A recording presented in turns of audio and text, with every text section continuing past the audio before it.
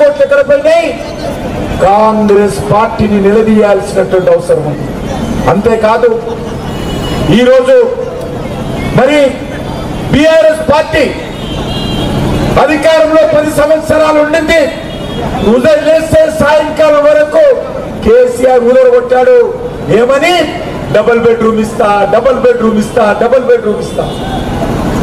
ఏ ఒక్కరికి కూడా ఈరోజు డబుల్ బెడ్రూమ్ ఇవ్వలేదు. అందుకే నేను అడుగుతా ఉన్నాను, డబుల్ బెడ్రూమ్ ఇస్తానటువంటి ఈయనటువంటి బీఆర్ఎస్ పార్టీకి ఎందుకు ఓటేయాలి అడగండి. ఈరోజు జూబ్లీ హిల్స్ లో కోతులు పడ్డ రోడ్లు కనిపించడానికి కారణము మొట్టమొదటి దోషి బీఆర్ఎస్ పార్టీ, రెండవ దోషి కాంగ్రెస్ పార్టీ.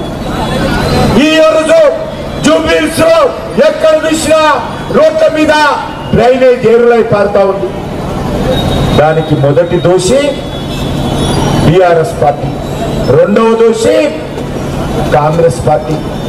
ఈరోజు జూబ్లీ హిల్స్ లో ఏ ఒక్కరికి కూడా స్వచ్ఛమైన మంచి నీళ్లు రావు, డ్రైనేజీ కలిసి నిలిస్తారు.